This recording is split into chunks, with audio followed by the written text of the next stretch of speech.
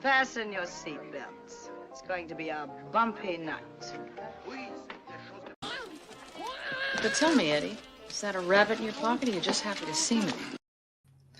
I don't know if it's StreamYard side or fucking YouTube side, but I was watching my second monitor to see, make sure it started on YouTube side and it was muted, and nearly the entire fucking 30-second countdown, it didn't register as it having started. No, finally it did. But anyway, we are back. This is basically Worldwide Weird. We're cover basically fun, weird, or funny, fun, weird news stories once a month to basically as a reprieve from all the cringe that's going on in the world of pop culture and all that. So, and because speaking of cringe, I see the super chat from Mike Hill bring up Rings of Power. And the last episode is tomorrow for season 2. And I love how Amazon is touting that they hit 55 million views, which count as clicks. And those can count also as the autoplay feature if you don't stop something right away or click off of something. So they count that as a click if it just automatically starts playing. And someone pointed out, if you think about it, they were touting 40 million views in the first 11 days. It's been about, I think, what was a tweet? That's 35 days? It must have gone down really fast then. Well, I'm saying it's so let me look at it. There's 34 days, basically. It's the first, let's be minus of the 11 off. We'll say 35. 11 off the, it's 24 days, basically, for another 15 million views, basically. And you divide 15 million into 24, gives you an idea of how many were per day. Which someone pointed out, factors out to be 652,000 viewers per day. Only that. And if you take that times 7, so for for 11 days, all the way down to per day. So it dropped in viewership. But yeah, this is and I'll say hello to the chat a little bit later. But yeah, so basically, Shadow and Flame, the line from Saruman. Because they don't have any creativity. But thank you for the $5 super chats. They don't have any creativity. All they have is member berries, and lore-breaking studio fiction. I'm not calling it fan fiction because fans would not put together this shit. You know who actually did a good side story set in Middle Earth that still honored the source material? Mm-hmm. A War in the North. Have you played that one? It's a co-op action RPG. Mm-hmm. That one, because it basically takes place during the trilogy, mm-hmm. but in the North. So they're using whatever Tolkien wrote about what happened in the North, which isn't too much, and then setting a story to that. Mm-hmm. Yeah, I'm saying. Yeah.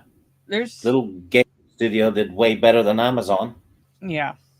So. And they specified this is not canon, which it isn't. Yeah. But it was still good. Well, I'm fine with that. Basically, I think even the creators of the Shadow of Mordor game basically was they said, this is not canon. This is basically our own take on it. And even that take was a lot more fucking respectful and accurate, even with the lore breaking, than Rings of Power is. Yeah, because it was still about the game. Yeah, it was all about the game and nothing to do with we're not there. They weren't pretending to be adapting the actual source material. They were basically saying we're making a game out of this. So, but they've toned down on the source material stuff now, though, because they got busted lying. So, yeah, they toned it down, but they still lie. So, and you can tell that a lot of the criticism, mm-hmm. they heard it because now all of a sudden, most of the dwarven women have started growing a beard. Yeah. In a few days since season 1. Yeah, but even then, you can't even tell what the timeline is because you have a Region in like what it seems like a short amount of time, all of a sudden having a wall around it. You have them traveling on foot from Lindon to a Region in a matter of days. It's Traveling all the way down from South Gondor region to a Region in a matter of days. It appears because there's like no. It's exactly what happened with Game of Thrones. In one case, a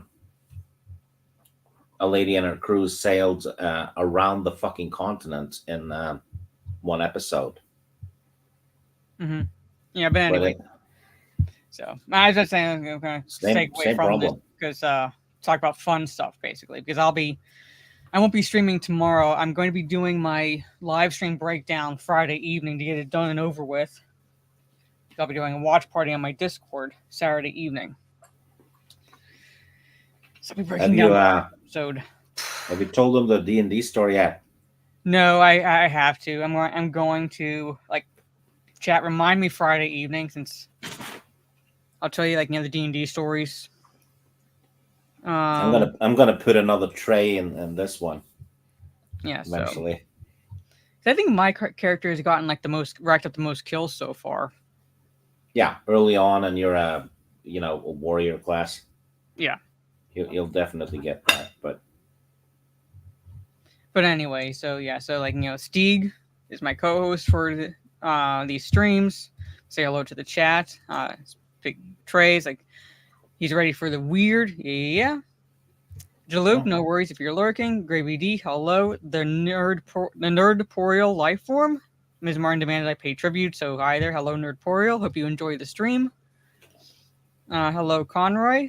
Good to see you. I'm going to see the Joker 2 movie, and I'm steering clear of specific grievances people have and impressions, which is why I haven't really been on social media that much. Because I'm still seeing it Friday, but I'm going in with like zero expectations. I mean, like zero expectations. And if they fail to meet those, then that's something. Yes, this is my Kick. I dual stream on Kick and Twitch for gaming streams, and I'm going through Resident Evil 7 faster this time around than I did the first time. I'm on the ship now. And I started playing it not too long ago. Have you played that new Tomb Raider trilogy? No. That first one starts on an island? I barely get through the games I already have. So Gigawatt well, don't spoil it, Gigawatt. But hello. Mr. Bentham, good to see you. This is Steeg's Twitter. What's up? Soul Assassin says, I found a meme of Luke destroying the Death Star and Gimli saying that only counts as one. Makes more sense than Rings of Power. Yes. Yeah. No, you know what? Soul Assassin is saying I'm a chaotic, evil dungeon master. I'm really not. I'm actually quite fair. He just comes up with weird shit sometimes. Yeah. And but I'm a stickler for consequences. Mm-hmm. Good or bad. Yeah. So I'm only seeing Joker 2 because one, I know Steph has seen it, and two, we're like, it's like one of those movies that it's topic for Talk Nerdy. So I'd have to see it. I don't give a shit about it because Lady Gaga's in it. I know, but I'm going to give my honest impression of it. But like I said, Joker did not need a sequel at all. No. But I'll be talking about it on Sunday. Hello, Madeline. Good to see you. Oh, and next week we have top 10 1992 movies. So everyone in the chat, make your own top 10 1992. And for those like new to the channel, it's like personal top 10. So these movies could objectively be crap, but subjectively we enjoy them. Yeah. So, but yeah, so like I said, I have 1, 2, 3, 4, 5, 6, 7, 8, 9, 10, 11 articles. I have not looked at these. I've kind of maybe skimmed through a bit to see how long they were, but I haven't read them. So I'm going to get my actual initial reaction, honest, reaction to these. I have 11. Goes to 11. Yeah. I have brand new dice Because Teresa sent me Witcher dice, D20s, and all that stuff. Does it begin with a T, Trey? Have a subtitle starting with J? Anyway, yeah. I'm thinking about getting my sister D&D dice for her birthday coming up. Her birthday is in about 12 days. TJ? So Christmas movie. It's a Christmas movie. Oh, Batman Returns? Yeah. Hmm. Anyway, so which one we do out of 11? I'm not necessarily a fan of Bailey. I'm more of a fan of Rio. 11. 11. Okay, 1 all the way over. I'll get my D10. I was certainly not rolling that high last weekend. No, this weekend, D&D. Here's one of the ones that Trey sent me. Stupid criminal gets trapped by a car he tried to steal. So we have a dumb criminal article right off the bat. One of the most reported and talked about thefts is stolen cars. People leave their keys in them and someone drives off with it. They get hot-wired or maybe they just tow them away. It has even been made the plot of many a movie and TV show. Usually a chase ensues at some point and the criminal is captured. This is a different story about a car theft attempt where the car stole the thief. Apparently this would-be criminal mastermind didn't know that the new Corvette is almost impossible to steal without the car fob. He also didn't know you can't open the doors without it unless you know the trick. A pretty open and shut case for the local police. Is that the guy? I believe so. Let me see. If he had stolen a Lamborghini, he'd be known as the Lamborghini Grow. Okay, I'm going to mute this because it might trigger something. Because it's through YouTube. But I'm just going to just see what it looks like. So basically, the burglar's asking help from the owner to get out of his car.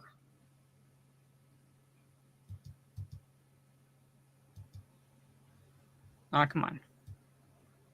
I don't care about what you have to say. I want to see that there. So fucking busted, too.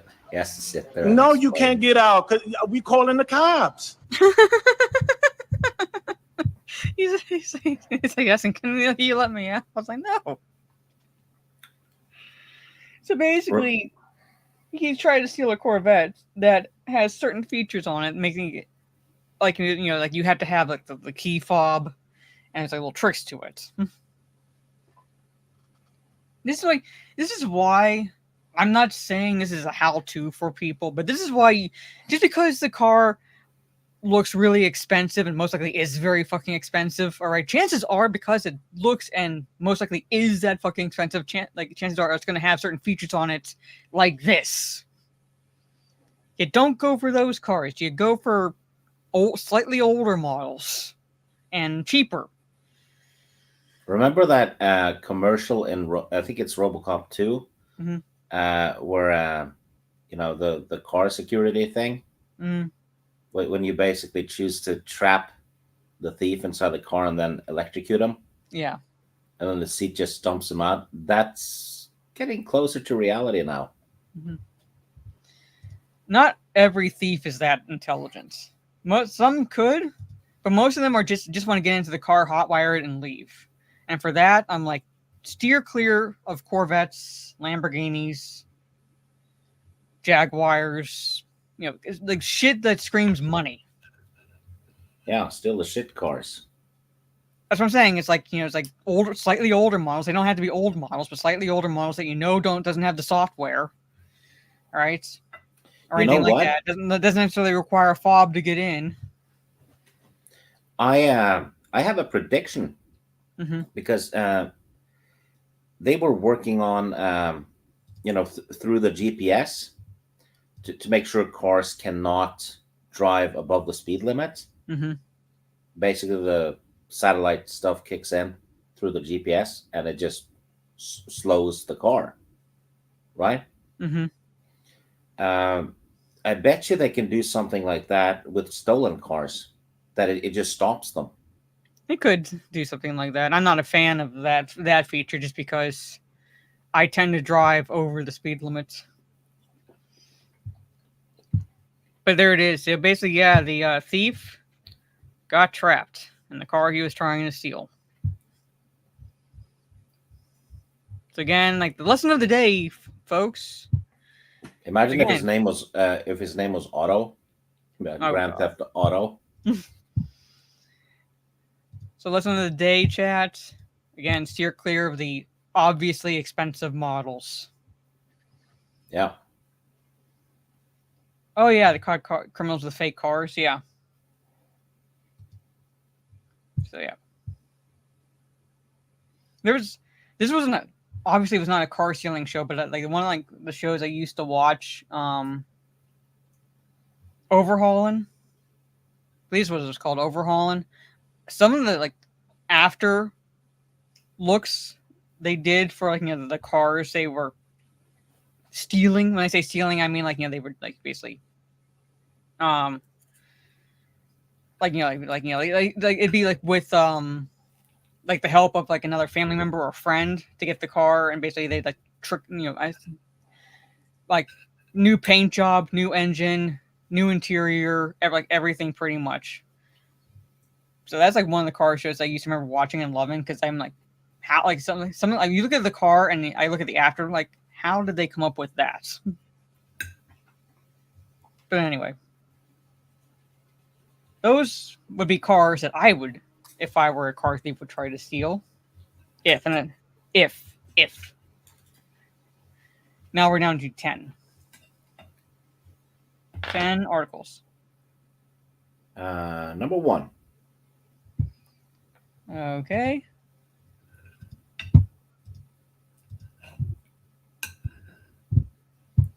Yeah, nobody gonna steal a stick shift. Gatwick train canceled after squirrels board and refused to leave. Oh yeah, that's one of mine. Yeah. Yeah, Chip Foose, he was insanely good. So, breaching railway bylaws. So 2 squirrels who boarded a rush hour train to Gatwick forced operators to cancel the service. The squirrels jumped on the Great Western Railway at 8:54 a.m. train from Reading to Gatwick on Monday, forcing passengers to flee to other carriages. I'd be like, fine. I'd be like just sitting there and like, fine. They're 2 squirrels. Yeah. I'm like, is that there though? It's the UK, so of course it's the Brits. No offense. That there's a B horror movie in the making, like the squirrels on the train. Yeah. The passengers alerted staff who tried to lure the squirrels off the train at Red Hill with snacks before trying to force them off with brooms, but to no avail. They subsequently called the journey off entirely. It may have been disruptive, but a GWR spokesperson certainly saw the funny side. We can confirm that the 8:54 Reading to Gatwick was terminated at Red Hill after a couple of squirrels boarded the train at Gomshall without tickets, breaching railway bylaws. We attempted to remove them at Red Hill, but one refused to leave and was returned to Reading to bring an end to this nutty tale. Yeah, that story was off the rails. Yes. I'm like, I would have been, like I said, I would have been fine. There's 2 squirrels. I'm like, chances are they would avoid the people. And if they didn't, well, just like put your feet up on the seat. Anyway, chat. I'm like, I'd be fine. But it says right here, and again, this is gonna be like the journalist, but basically forcing passengers to flee to other carriages.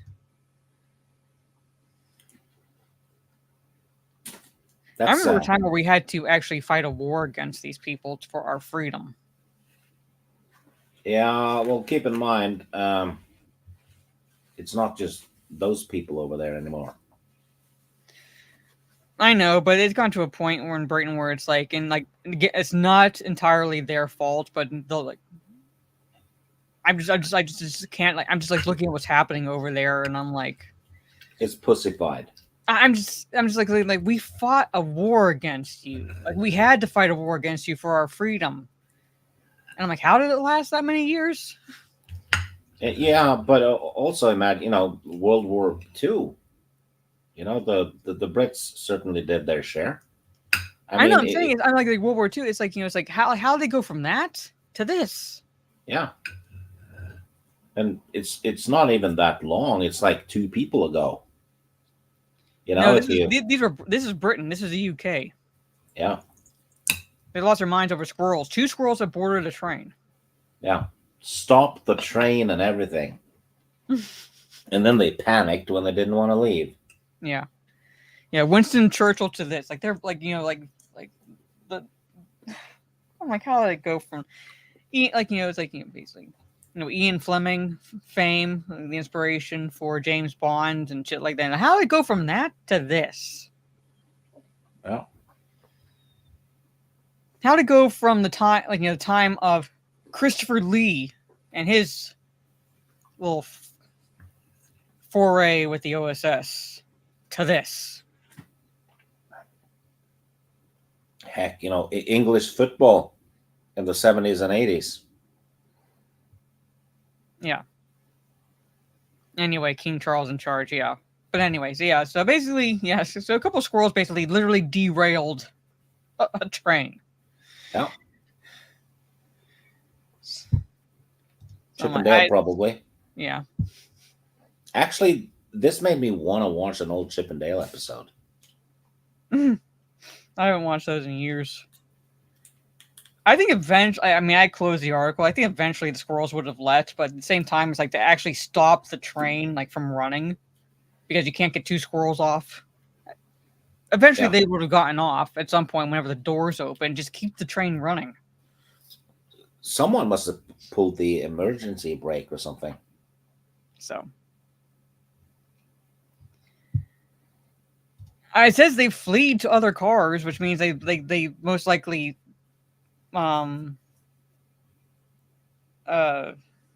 emptied the one car where the squirrels were.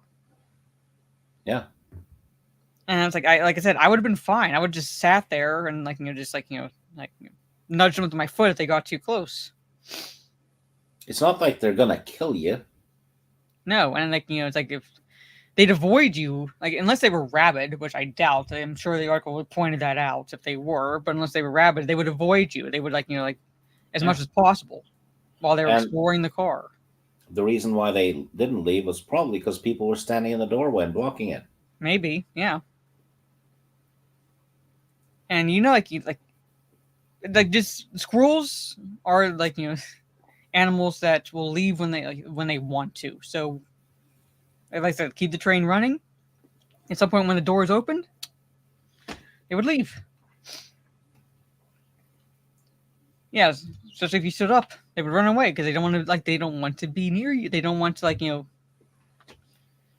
be around you. We get squirrels around here basically, just about a year long. They're skittish, but they're not really frightened. No, I'm saying, but they're being skittish. If I walk even remotely close to them, if I'm going inside, inside the house or whatever, if they're by the tree, they'll kind of run up it and they can just around it a little bit to kind of put the tree between me and them. Yeah. But they they'd avoid me basically. If you keep feeding them enough, though, they will warm up to you. Oh yeah, there was a squirrel when I was years ago when I was younger that would actually take peanuts out of our hands. Oh. And we didn't train her to be that comfortable. She just was brave and would do it. Anyway, but yeah, so we now have 9 more articles left. 3. All right. 3.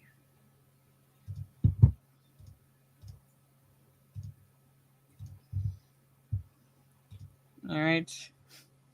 It's actually an interesting colored penguin. A smelly penguin wins New Zealand's hard-fought bird election. Did you know that we have a a penguin officer No. in the Norwegian army. No. Yep, he's a brigadier general or something.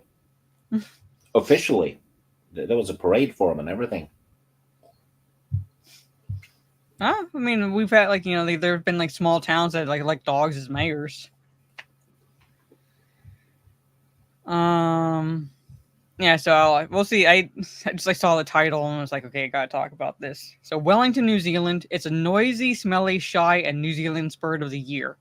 The Hoyo, or yellow-eyed penguin, won the country's fiercely fought avian election on Monday, offering hope to supporters of the endangered bird that recognition from its victory might prompt a revival of the species. It followed a campaign for the annual Bird of the Year vote that was without the foreign interference scandals and cheating controversies of past polls. I'm wondering what controversies there could be for bird elections. Instead, campaigners in the long-running contest sought votes in the usual ways, launching meme wars, seeking celebrity endorsements, and even getting tattoos to prove their loyalty. So more than 50,000 people voted in the poll, 300,000 fewer than last year, when British late-night host John Oliver drove a humorous campaign for the... I'm not even going to try to pronounce that name. I'll butcher it. A deeply weird bird which eats and vomits its own feathers, securing a landslide win. So it was an egg election? Yeah, apparently. This year, the number of votes cast represented 1% of the population of New Zealand, a country where nature is never far away and where a love of native birds is instilled in citizens from childhood. So, yeah.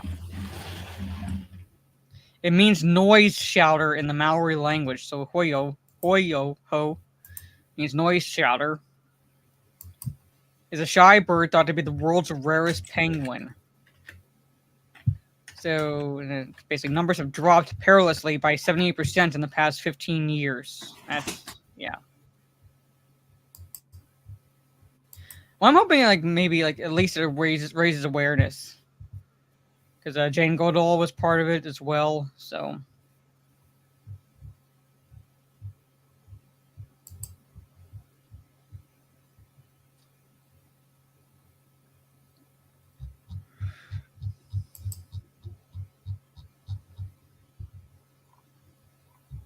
Right, like whatever the kicks New Zealand gets, so yeah, I'm like, ugh.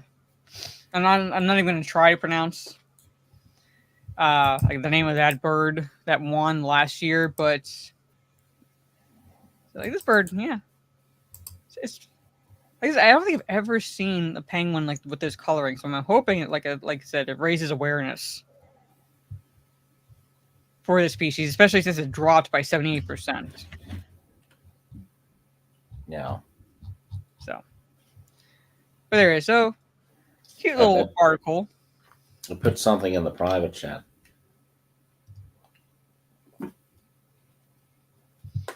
Okay, hold on. Let me stop sharing the screen and close that article.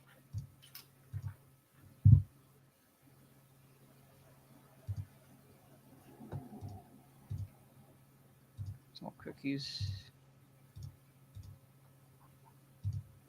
So this is what Steve was talking about. Okay, how do you pronounce this? Nils? So it's because I didn't know if like the S was silent or anything. So Nils Olav. Yeah. Yeah.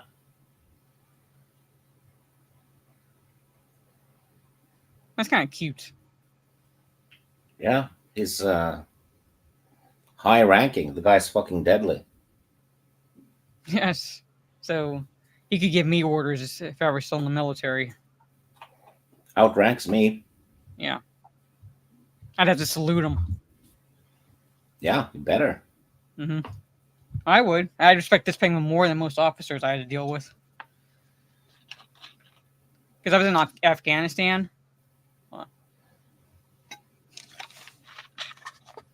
And it was like low light out, basically. So and I was coming around a corner, and this colonel was coming around like this way. So I like didn't see his fucking rank right away, because like the direction we were going and the corner and everything. until he stopped me and says, so the Air Force doesn't believe in saluting. It took every ounce of mental strength I had in the world to not say sniper check when I saluted him. Yeah, because I'm sorry. Every time you check. salute him, you're putting a target on him. I know. Like all of us enlisted were like, why are these officers having us fucking salute them in a war zone? Yeah. Because the goat fucking terrorists are uneducated, but they're not stupid. No, they're actually quite funny. funny. Strength I had not to say sniper check. Afghanistan is one of the best, guerrilla warfare country in the world. Well, yeah. And I was stationed in Bagram, and there's mountains close by. Prime sniping environment. Yeah. So I was like, I almost said sniper check. You're good to go, sir. You live another day. Anyway. 1, 2, 3, 4, 5, 6, 8 articles left. 3. Okay.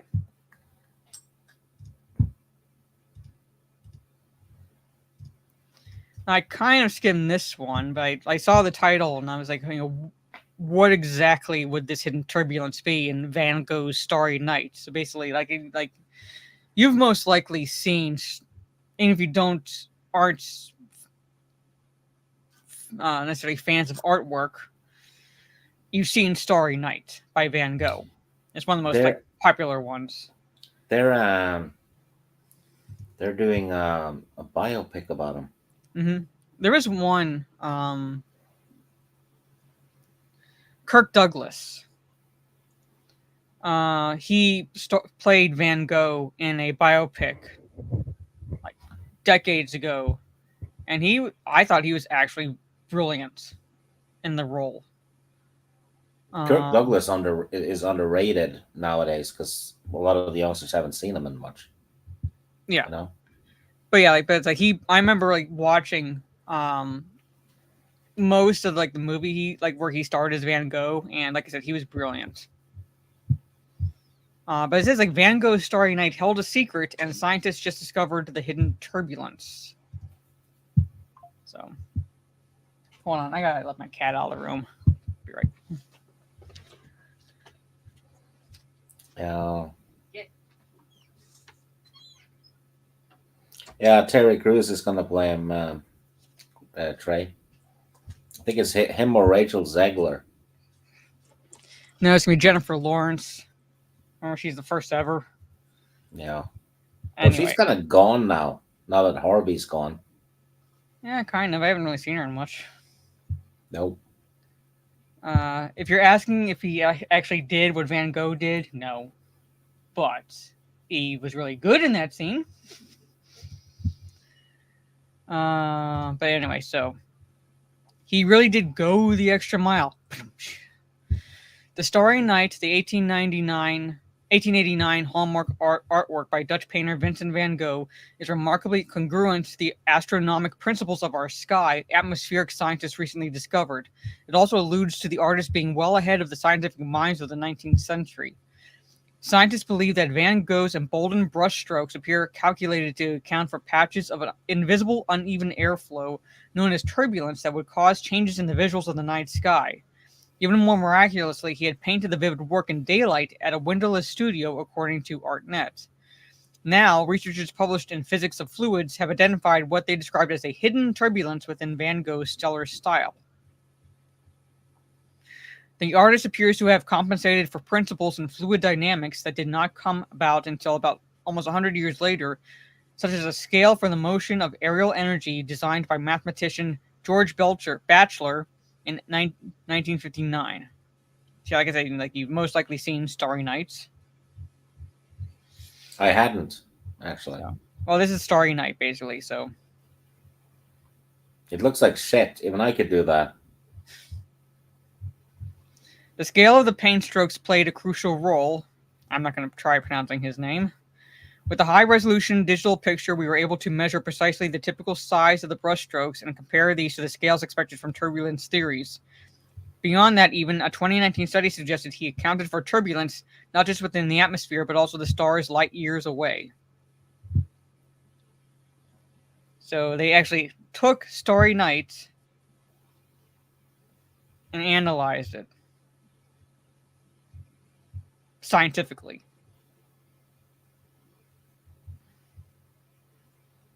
So yeah.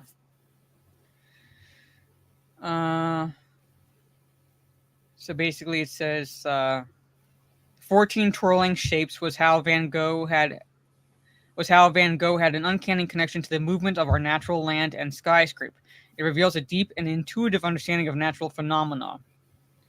Van Gogh's precise representation of turbulence might be from studying the movement of clouds in the atmosphere or an innate sense of how to capture the dynamism of the sky.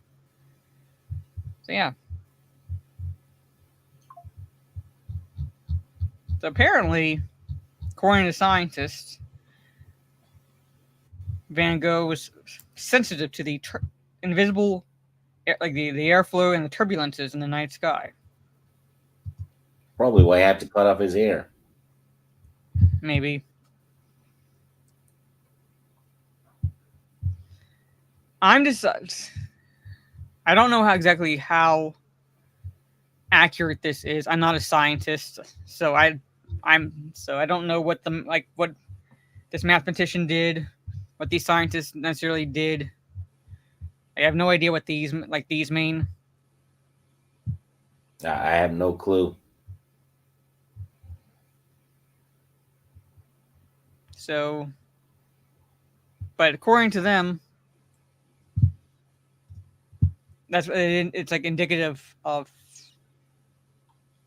like, and basically, as they put it, it's like a intuitive understanding of natural phenomena. Hey, Hound, good to see you. No, like basically, scientists are analyzing his work, Starry Night, and saying that it revealed like hidden turbulences in the sky. So, oh, that's kind of interesting.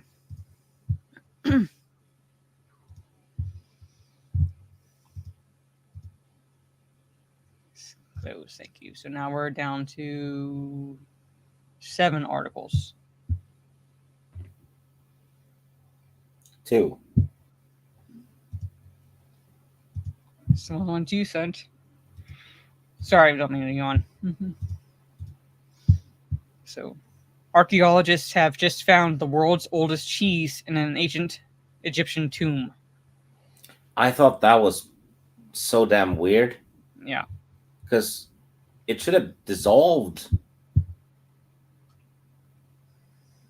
Well, we'll see. It says solid residue of cheese. So this is the cheese found by archaeologists. The latest discovery from a team of archaeologists in Egypt has taken aged cheese to a whole new level. In a paper published in July in the Journal of Analytical Chemistry, a team of archaeologists revealed that they had discovered the oldest specimen of cheese ever found. The cheese, which is believed to be approximately 3,200 years old, was found while the team was excavating the tomb of Thales, mayor of Memphis, this ancient capital of Egypt. According to the Smithsonian, sometime between 2013 and 2014, the team of archaeologists found a few broken jars at the site, one of which had a mysterious solid white mass inside. You know what's really ironic? Mm-hmm. They found the cheese in debris. Oh my god. They did. I know. The jar was found with a canvas fabric which was thought to have covered the jar. This caused the archaeologists to suspect that the mass was food. However, it wasn't until the team ran tests on the object that they reached their cheesy conclusion. Oh wow. No holes in it? Yeah, they dissolved the substance, examined the contents, and discovered that the substance found was a dairy product obtained by mixing sheep, goat, and cow milk. How daring of them. Oh, God. Yeah. So, The cheese that the ancient Egyptians feasted on was probably similar to modern day. How do you pronounce this word? Chevrolet. It's chevre. Okay, I'm not a fan of the French language. Me neither. It's But more chef, acidic. So's the people. Mm-hmm.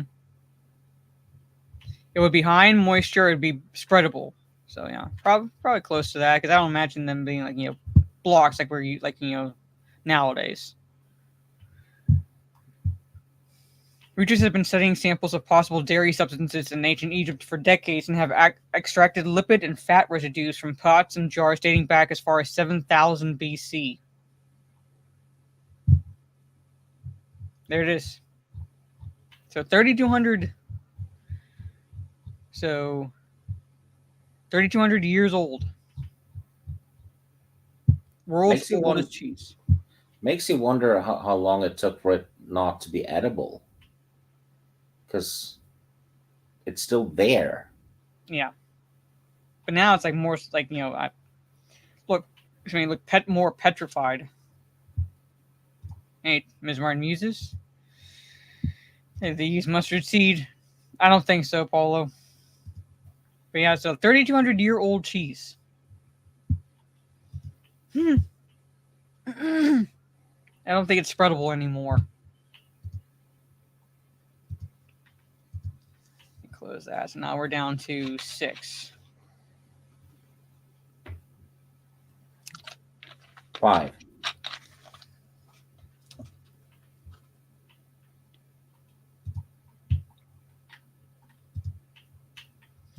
This was just, I saw the title, and I was like, this is just weird. Woman woke up with Geordie accent after migraine. She'd never been to the Northeast. So basically, this is again in the UK. It's actually a strong woman says she has completely changed as a person after suffering an extreme migraine and developing a Geordie accent. A woman was left absolutely terrified after waking up with a completely different accent overnight. People laugh in her face and dub her a liar, but there is a real worrying reason for the change. Verity Went is from the Midlands and had never been to the Northeast, so imagine her surprise when she woke up with a Geordie accent. The 27-year-old Staffordshire-based woman says she didn't recognize herself when she started speaking and would even subconsciously adopt Geordie dialects after calling her mother ma'am instead of mum.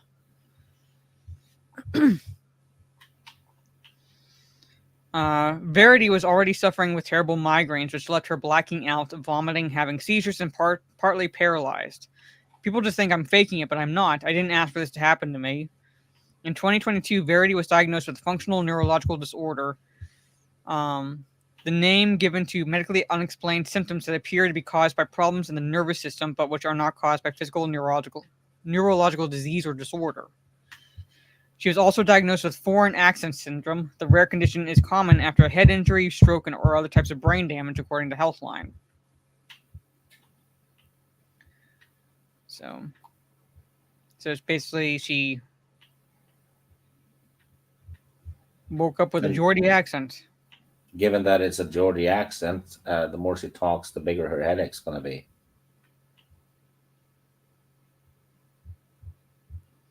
Let me just see something.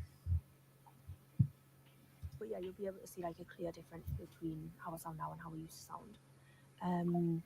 It sounds so weird listening to how I used to sound now because I'm so used to how I am now. But yeah, basically I just dyed the front of my hair and I was talking about putting some extensions in for like a bit more colour. But yeah, you'll be able to hear it, so enjoy.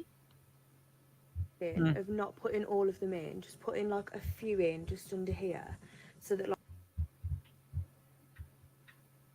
change to, and it's still an English accent, and so whether believe it or not, I mean, if it is true, I find that fascinating. It's the mind. Basically everything's centered within the mind. It's fascinating, and I don't think not everything has been discovered yet, because there are instances with dissociative identity personality disorder, and it was brought up in the movie Split, where another identity will take on not just a different personality, but almost different physical traits. Trey is asking what a Geordie is. It's a person from a Newcastle area in England. Yeah, so basically, it's in the UK basically. So when you hear Geordie accent, it's a type of accent in the UK. Yeah, in the Midlands, which is northeast. It's not necessarily in the middle. Yeah, it's the middle of the England and Scotland island, basically. So, hey, Kay. Well, apparently this woman, blacked out essentially from a migraine and woke up with a different accent. Yeah. Like I said, there are instances where things like that have happened. Now, whether or not we we believe that she's telling the truth, that's another story. But things like that have happened. So. Yeah, I have doubts about that one, but I'm just saying, it's I'm not right now. I'm on right in the middle where it's I don't disbelieve her, but I don't believe her either, because she could have picked up the accent just from watching movies and things like that. Television, and just that's where the accent came from. She didn't necessarily have to travel up into the Northeast or anything. She could have just heard the dialect and just triggered. And when she had the migraine, something got triggered in her neurological system, and that's why she woke up speaking in a Geordie accent. Yeah. Plus, she's in England, so she would be exposed to the accent every day from TV. Yeah. So I'm that's where I'm not entirely believe. I believe that this happened to her, but at the same time, I'm it can be explained. It can be explained where how you picked up the Geordie accents. If it had happened to someone in France or something, I'd be more inclined to believe it, because that would be tougher to fake. Well, according to this, I'll just scroll down. Where's the article? She, instead of calling her mum, she called her ma'am. Yeah. So it is at least in that instance, it was just a slight change, literally a slight vowel change. So, yeah. So I'm not saying I don't necessarily entirely believe her, but I believe things like this has happened, and it's easy. It's it's easily explainable where she could have picked up the language without even traveling to the Northeast. So let me just close this. Now we're down to the final 5. Looks like it. 3. 1, 2, 3.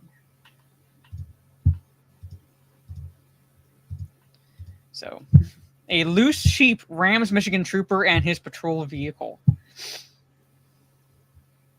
Not every day that you have to write that up in a report.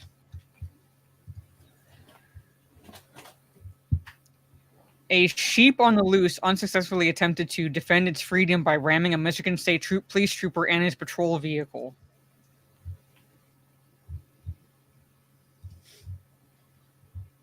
So, the Michigan State Police 7th District said on social media that a trooper from the organization's Gaylord Post was called to wrangle the woolly wanderer along a local road. So, the Gaylord got rammed? That's not unusual.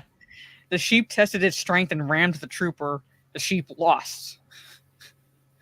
So the MSP shared a dashcam video set to the song "I Fought the Law," showing the sheep struggle against the trooper, which included headbutting both the trooper and his patrol vehicle. So, let me see. I have gotten hit by a ram once. A couple of times. Okay, this will likely trigger, so I can't play the song, chat. Because it'll likely trigger something on YouTube. I'll tell you one thing: getting hit by a ram, it hurts. Mm-hmm. Oh yeah. Involuntary, backwards somersaulting happens. You try to ram him there. Yeah, it looks like it's like from some farm because it's got a tag on its ear. So it got out and tried to ram on us. Yeah, And tried to ram the officer and the trooper in his vehicle. Yeah, he lost. The Jeep lost. they're territorial as hell. Mm-hmm.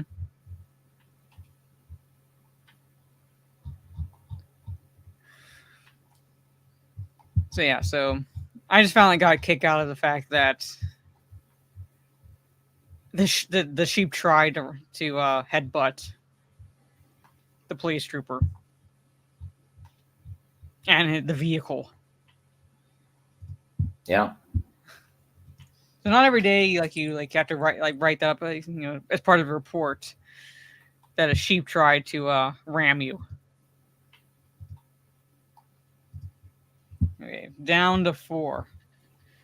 Yeah, I don't want to ever get hit by a ram. God, I've heard the sound made when like 2 rams butt heads. I'm like, no, thank you. Willy Wanderer, yeah. Right. Well, number 3. Okay.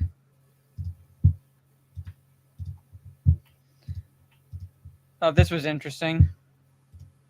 Hotels reveal most unusual lost and found items, room service requests. So I saw that title and was like, let's see what the strange is. So Hotels.com revealed some of the most unusual items left behind at its partner hotels around the world, including a pet lizard, as well as some of the most bizarre room service requests. Who would leave behind a pet? Lizard or not? Who leaves behind a pet? And like at that point, I'm like, it's my lizard now. Website's annual hotel room insights report, based on data from more than 400 hotels across the globe, revealed the most common items left behind by guests include phone chargers, dirty laundry, power adapters, makeup, and toiletries. The report said 10% of hotels reported finding dentures left by guests. Some of the most unusual items left behind in rooms include a Rolex watch, another watch worth $6 million, a Hermes Birkin bag, keys and documents for a luxury car, a car tire, an engagement ring, holy shit, a tooth, 2 full leg casts, stacks of cash, a pet lizard, and a chick. And I'm assuming a baby, like actual baby hen chick, not a dead prostitute. Yes. I'm like, just this alone, I'd be like, mine now. This alone here, like I'd go to the closest pawn shop. I'd keep this. Keys to a luxury car.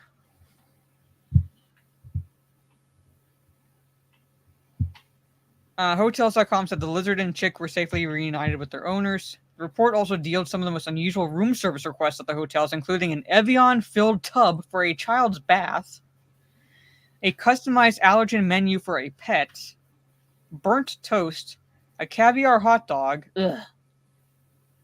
I like caviar. I like hot dogs. But that combination is shit. Fresh goat milk. That's okay. I mean, I like goat milk. 4 pounds of bananas. Okay, exactly 4, no more, no less, apparently. And a high five from a team member to ensure their room service request was read. Okay, that I get a kick out of. Someone wrote that as like to make sure they're actually reading the room service requests. I'm mercenary like that. Mine now.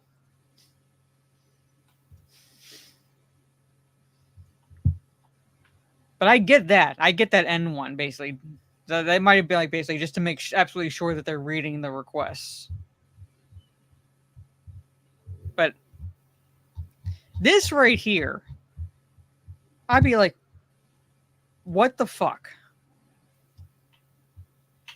Like, specifically, Evian-filled tub for a child's bath.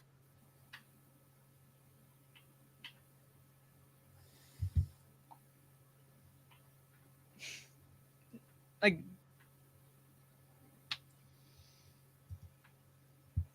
Stacks of cash, yeah. But look at this request. Caviar hot dog. I'm going to go out on a limb and say that must have been a pregnant woman. Because that is a combination that I don't think I would hope no normal person orders on a daily basis. It's psychotic. Well, I'm just saying, I'm hoping that was a pregnant woman because they get weird cravings.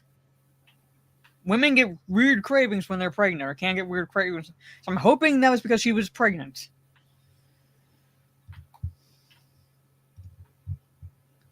But stacks of cash, if they're not marked, they're mine. If they're not marked, they're mine. That's how I look at it.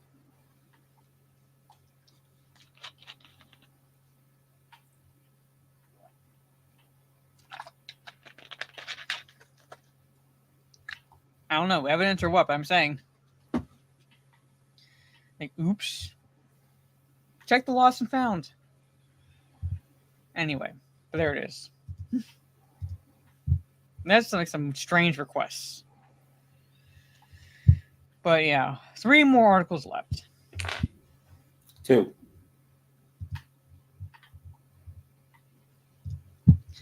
I picked this one just because it's October now. And this is part of a town square. Again in England. It says demonic 27-foot doll in town square terrifies locals. Never seen anything like this. Nobody puts baby in a corner. Look at this. Residents in the English village of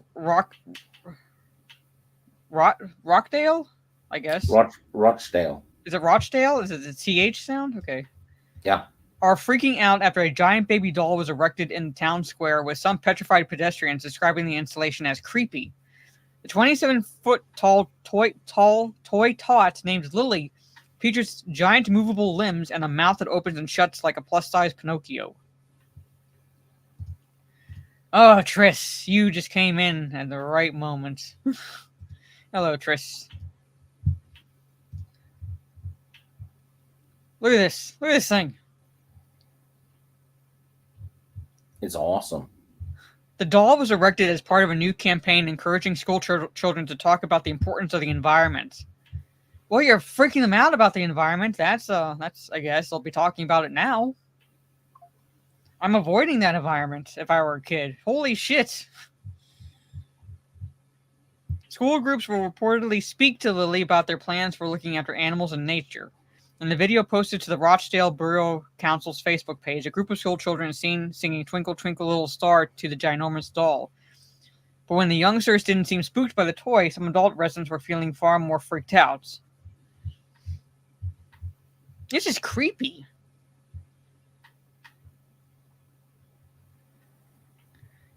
A third compared the tot to something out of the 1990 sci-fi comedy Honey, I Shrunk the Kids. Well, there's Honey, I Blew Up the Kid.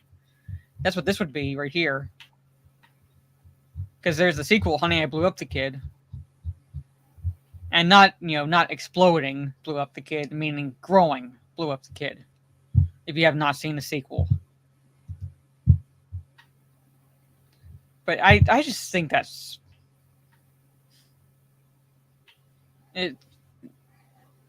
just unnerving. Especially when there are other ways to get kids to talk about the environment, possibly, because that's... It's probably some psychotic Green Party thing. Yeah. A bunch of vegans doing... Saying the importance of the environment, so they erect a giant doll out of materials that I would imagine would be procured and fashioned from environmental elements. Just throwing that out there. But it's important to talk about the environment. Oh God. You're referring to Squid Game, I'm assuming. Which the second season comes out in December. But red light, green light, and that yeah. Yeah, the same activists hate kids. Yeah, I just think this is. I think like again, better ways to get kids to talk about the environment than erecting something that looks like it belongs in a horror movie. Yeah. It's like scare the kids and make them think that the doll's gonna fucking eat them.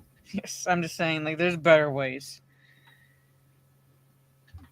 You know, I'd say like like set it up like that doll from Squid Game basically, and teach them about the environment that way and actually listening. 2 more articles left. 2. All right.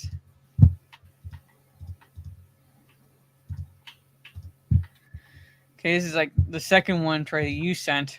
Are UFOs real? Historical markers say yes.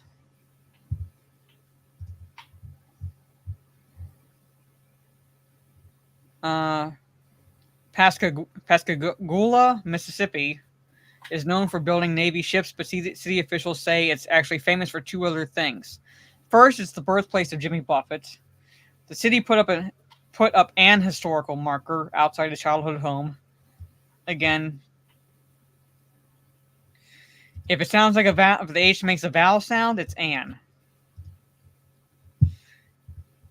Go that way. And then there's a second thing, space aliens. The city put up a marker for them too. It was the evening of October 11th, 1973, when 2 local shipyard workers went fishing. The sign says Charles Hickson and Calvin Parker spotted a football-shaped craft which took them aboard. Inside the craft, Hickson was examined by a robotic eye, then both men were deposited back on the riverbank and the spaceship shot away. Stamped at the bottom is a seal of the city of Pascagoula and the Jackson County Historical and Genealogical Society.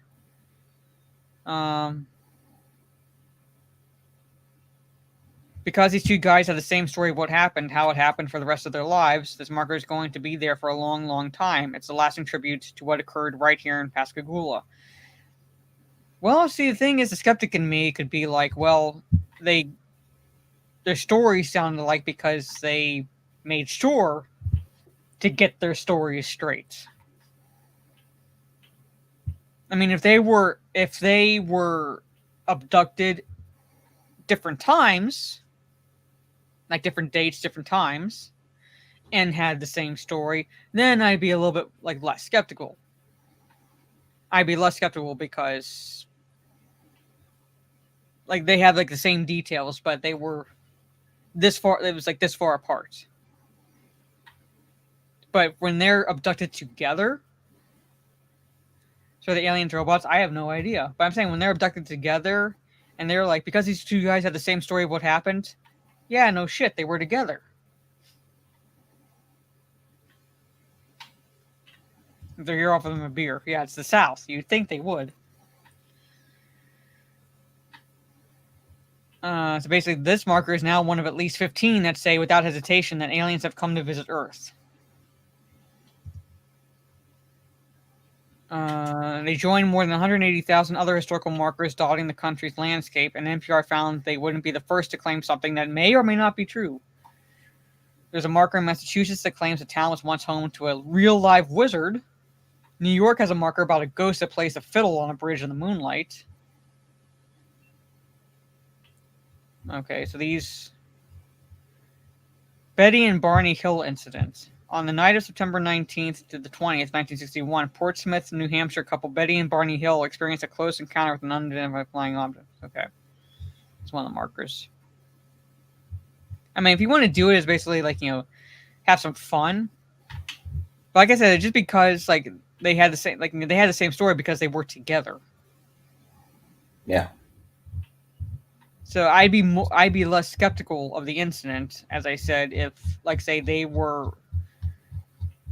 if they lived so many miles apart, were abducted at different times, different dates,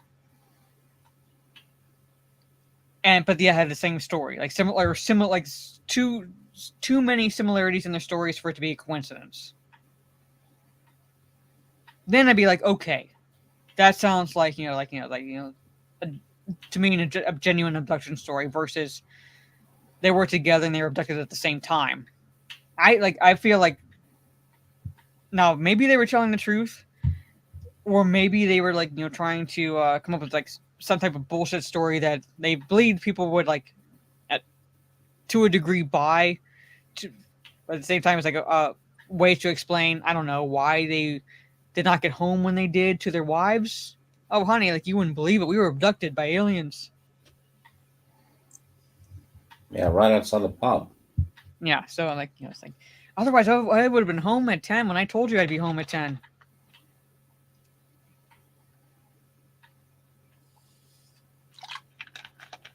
I'm just saying, I'd be like, if they want to have fun and like put that, you know, those markers up, have fun. All right. I'm not saying that people like, you know, you have to believe it or not, but I'm a little skeptical. I'm big time skeptical. So yeah, like I'm saying, separate times, separate dates. It'd be like, you know, I'd be way less skeptical if they were like, you know, lived so many miles apart and had the same similarities in their stories. Then it'd be like, okay, that like too much to be a coincidence. I feel like, you know, they came up with a bullshit story to tell their wives, and somehow it morphed into an alien abduction encounter. Yeah. But here's one of the stories that you sent. So inside eerie, lost UK village that's home to ghost of Grey Lady who haunts drivers. The tiny village has been the setting of ghostly tales for centuries, from a Grey Lady who haunts drivers to a highwayman who harasses campers. So, the quaint village of Oxney, covering just over 300 acres, carries a history that spans thousands of years and is steeped in eerie tales. A piece from Bygone Kent, published in July 1983, encapsulates the local dread linked to this location.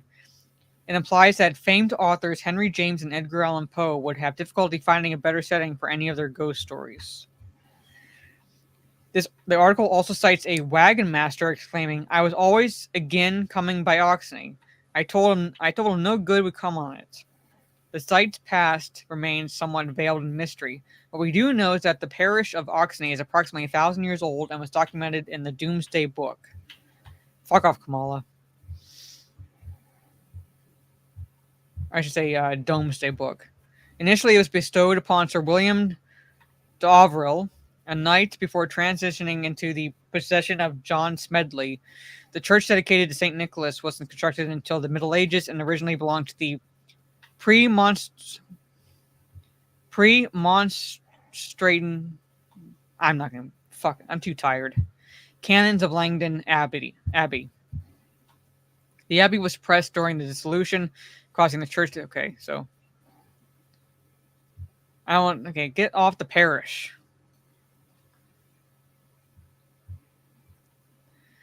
In the 1960s, a young lad tragically fell down one of the many wells left over from early settlement in the woodland area, causing shock and distress to the local community. Come on, get to the haunting things. Perhaps the most famous of these tales is that of the Grey Lady, whose spirit is said to be the eerie figure of a lone woman dressed in a long gray coat. Legend has it that she was a woman who met her tragic end in an accident involving a horse and cart, either on the main road or the road leading to Oxney Court while fetching water. She's been known to startle drivers on the A258 by suddenly appearing on the road. According to Bygone Kent, there are countless tales of drivers having to slam on their brakes or swerve to avoid hitting the ghostly apparition. One such story involves a coach driver who was unable to stop in time after seeing the spectral figure in the middle of the road, only for his vehicle to pass straight through it. In another chilling tale, a woman had to pull over in fright when her car's electrical sensors suggested there was someone else in the passenger seat. There have been accounts of the mysterious woman boarding a double-decker bus and heading upstairs, but when a staff member went to collect her fare, she had vanished.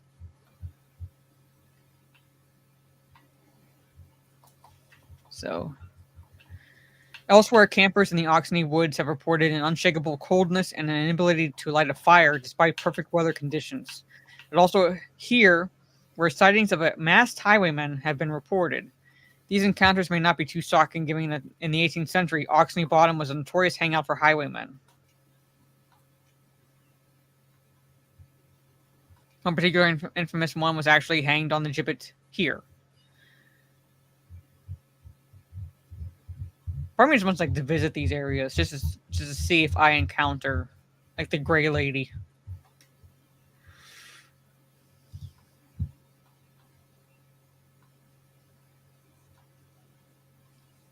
So I'm saying like like a lot of these areas with their local legends, like it's like making me want to go visit those areas. See if I have any like experiences like that. Like basically, like I would love to go back to Gettysburg one day to see if I have an experience with any of the hauntings there.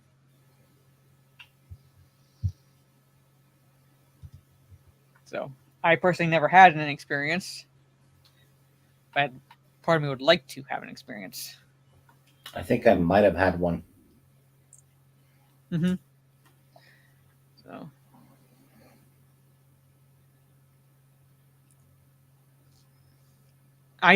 There's one experience I had. When I say experience, I mean like at Gettysburg, because I never had experience at Gettysburg. But there's one I had when I was a kid, or younger. I was a teenager, and I was taking our dog that we had out at the time to go outside at night, and it was at night, and it wasn't a full moon, but it was like close to a full moon, and so basically it was like no clouds in the sky. And it's like, still relative, like, like at least a little bit bright from the moon. And all of a sudden, like this shadow just passes over me. And I look up, and again, I'm seeing like there's no clouds, so nothing would have passed in front of the moon for it to all of a sudden go completely dark. And our dog, I like saw her like hair go up on her back, basically, when the cackles go up, when like the animal senses like saying something, like it tenses up because like it senses something or notices something. And I was like that moment, I was like, okay, we're going inside. I don't care if you still have to go. So yeah, but that's what happened to me. Basically, it was like just like dark, and it was relative, like fairly quick. Which, like, like my initial thought was like a cloud passed like in front of the moon, but again, there were no clouds. And like something like with just a cloud passing over the moon would not cause our dog's hair to stand up on her back. Hey, Christian. Hopefully you enjoy the replay because we're just wrapping up here. But thank you for tuning in. But that was like one of my experiences.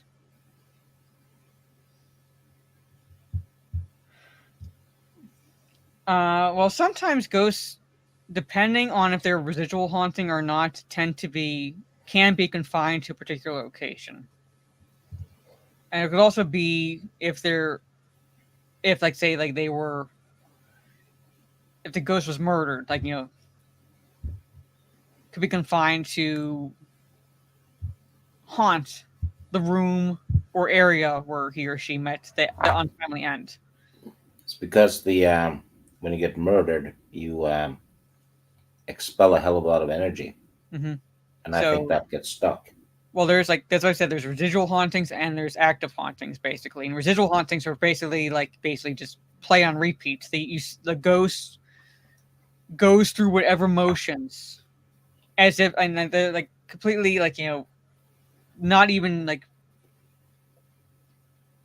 noticing that there's anyone living in that area, because like there's that energy, basically that residue of that visual echo. Yeah, so basically like you're seeing them basically just like as if they were going about their normal day or whatever. That's residual haunting. An active haunting basically is that they begin interacting with objects in the house or even like with you, because that's an intelligent haunting. Basically, that is like it's like they realize they are dead. And they realize they are basically a ghost amongst the living. Yeah, basically it's like a recording replaying itself, and it goes on repeat because that energy expelled and just stays there. So, and they're typically tied to a certain area where they met their end. It could be a particular house, or it could be the town itself. Like for example, in Gettysburg, there's a figure called the Lady in White, and if you see her, then it means like whatever relationship you're in is going to have a not so happy ending, because as the story goes, she fell in love with this. She and this young man fell in love, but her father didn't approve of the young man. Like her family didn't approve of the young man. So basically, she and the man she loved decided one evening to basically go to, I think it was a building or whatever, but go to basically to jump and end their lives. Well, she jumped. He didn't. So if you see her and you're in a relationship, she's like, basically the belief is like that nothing good is going to come. If you have sighting of the Lady in White. But there it is, chat. So that is basically Worldwide Weird.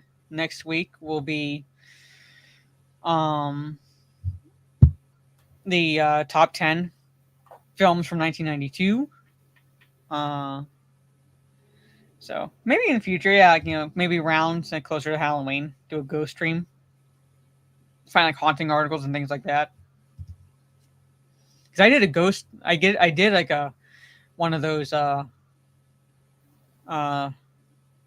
ghost investigations as part of like this evening class of sorts. Like types that a local basic community college offers in the summer for so many days. You can they take this course, and one was like ghost hunting. And I remember catching EVPs during the ghost hunt. So, but next week is the top 10, and then the following weeks, 1s and 2s will be Insidious 1 and 2, and then the singles will be The Exorcist and Nightmare Before Christmas. And again, the single we would be doing normally on the 24th of October will be moved to October 25th because I'm babysitting my niece on the 24th. So, before I do give you guys an idea what to expect through the end of the week as far as my streams go, Stieg, let everybody know where they can find you and all that fun stuff. Right here in a week. So, yep. That's it. Sometimes I'll pop on Teresa's channel, though, and sometimes on Sporking's channel for,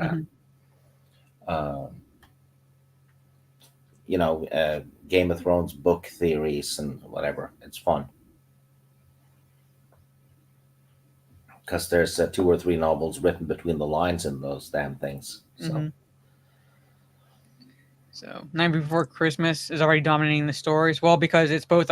It's like if you ask me or anyone else who likes the movie, is it a Halloween movie or a Christmas movie? We say yes. So of course, it's dominating the stories. I need to rewatch that one and Corpse's Bride, because I think I've only seen one of them. I saw the Corpse. It's the Corpse Bride. Yeah, and I saw that once, and I remember thinking it was decent. I didn't think it necessarily deserved the hate it was getting. I thought people loved that one. No, it was it wasn't as loved as Nightmare Before Christmas. Well, I wouldn't say it was necessarily getting hate, but what definitely wasn't as loved as Nightmare Before Christmas. Have you watched the 2 new animated Addams Family movies? No. Thinking of watching those. Mm-hmm. So yeah. I don't think I don't think I've seen 9. I know what it is, but I don't think I've seen it. Imagine asking a German person that. Anyway, chat. I'm gonna wrap it up here because I get some sleep because tomorrow I am no stream because I have to get up early the next day. And so I'll be basically watching the final episode of Season 2, Rings of Power, and creating the thumbnail for the live stream breakdown I'll be doing Friday evening around 8:30 p.m. Eastern, because I'm gonna just bite the bullet, get that shit done and over with, and so I can have like a break from talking about that shit show. Because Saturday, it's up in the air whether or not I stream, because it depends on when I'm able to get SmackDown watched before Bad Blood.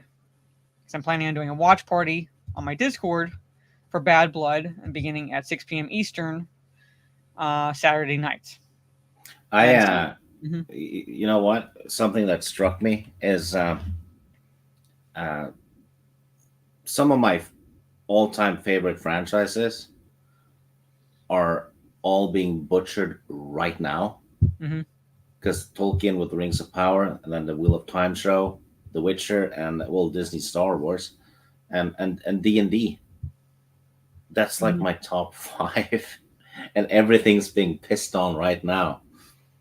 So I can't watch it because I'll be bashing it 24/7. Yeah, I know. Like I said, and the reason why I watch Rings of Power is because you still have, like, not everyone pays attention to the like news surrounding it. So you still have people like stupidly believing that it is Tolkien, based on anything Tolkien wrote. You still have, like, while they have toned down the rhetoric as far as, like, that is respecting the canon, they still do try to lie through their teeth about respecting anything Tolkien wrote. They still try to claim they're going back to the book, shit like that.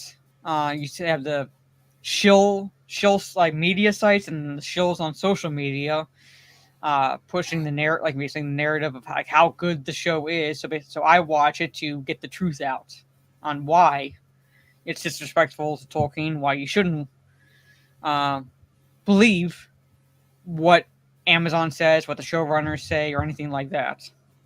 The Wheel of Time is arguably a bit worse in terms of butchery, because that's a 14-book series, and they're putting stuff from book 6 into what's supposed to be the book 1 content and all that stuff. So it's actually worse. Yeah, I'm not saying like it's like that's not worse. I'm just saying that I'm like watching basically Rings of Power for that reason. Trey is right, because people are praising that new Alien movie. There's a massive plot hole in the first minute when the wreck of the Nostromo is there. It was atomized, at the end of Alien. Yeah. So, yeah, I tend to sometimes read chapters. But anyway, so yeah, but I'll be doing a live stream breakdown for Rings of Power, the last episode of Rings of Power. That I'll be watching tomorrow and creating the thumbnail for it. And then Saturday, maybe a gaming stream. Depends on the time I have in the afternoon before the watch party. And Sunday, Talk Nerdy to Us will be on my channel. And just forewarning you, especially if you intend to see this movie, chances are Steph and I will be talking about the sequel to Joker, officially coming out in a couple days, that has not been receiving good reviews. Shocker.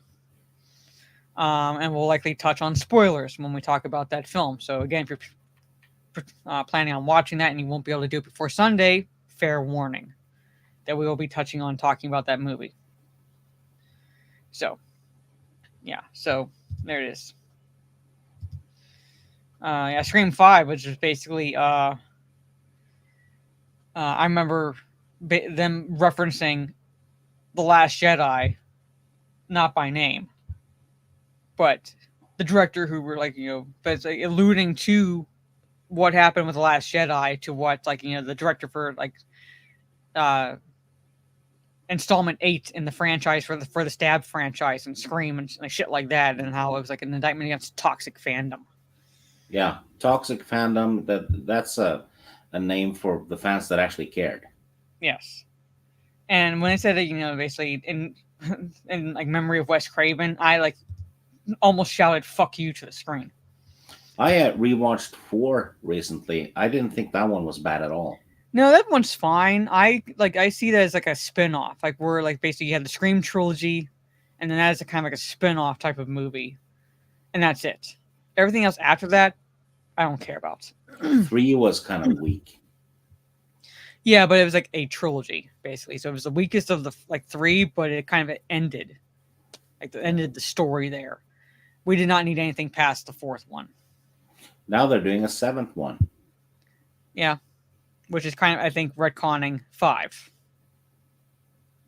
Anyway, I do have to wrap it up because I got to take my dog out. So Dewey might be in it now? Yeah, possibly.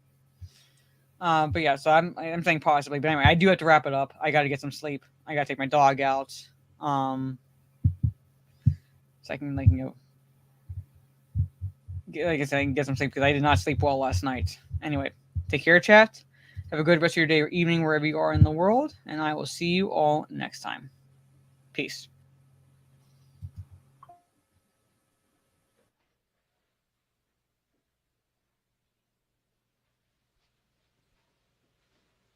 You're still here?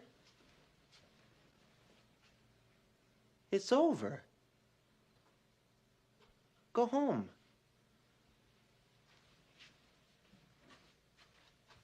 Go.